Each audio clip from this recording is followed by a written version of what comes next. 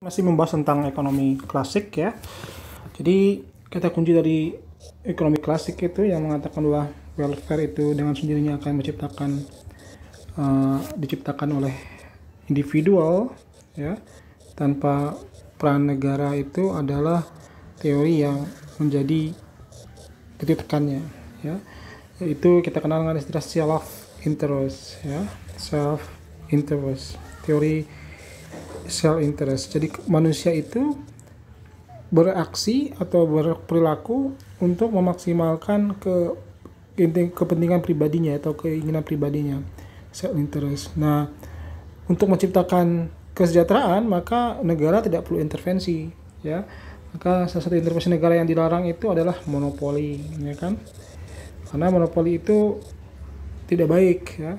Karena di satu pedagang ya kan mengontrol satu barang ya, kemudian dia bisa memasang harga seenak-enaknya atau sesuka-sukanya, sehingga bisa jadi barang itu dinaikkan atau diturunkan tanpa ada kontrol. Sehingga untuk menciptakan kesejahteraan tadi ya, maka perlu yang namanya pasar persaingan sempurna atau competition full ya, market ya. Jadi pasar persaingan sempurna intinya adalah persaingan. Nah, jika orang di pasar misalnya bersaing secara fair misalnya, atau kita sebut dengan istilah competition in market ya, competition in market, kemudian apa yang terjadi? Maka orang akan cenderung untuk mengambil atau berkompetisi untuk menjual ya, menjual produk yang murah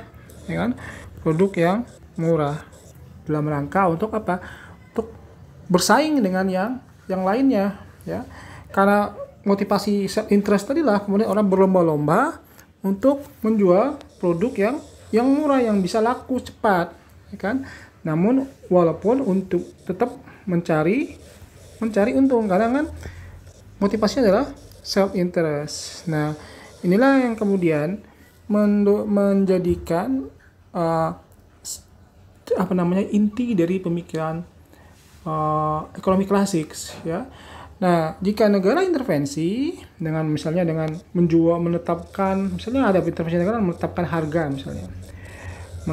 harga ya misalnya, maka bisa jadi harga itu membuat kerugian ya, tidak ada kompetisi ya, maka dengan otomatis namanya kompetisinya akan hilang karena harga sudah ditetapkan ya, atau tadi itu monopoli ya. Maka hal-hal seperti ini adalah hal-hal yang menurut ekonomi klasik akan membuat mekanisme kompetisi tidak berjalan dengan baik.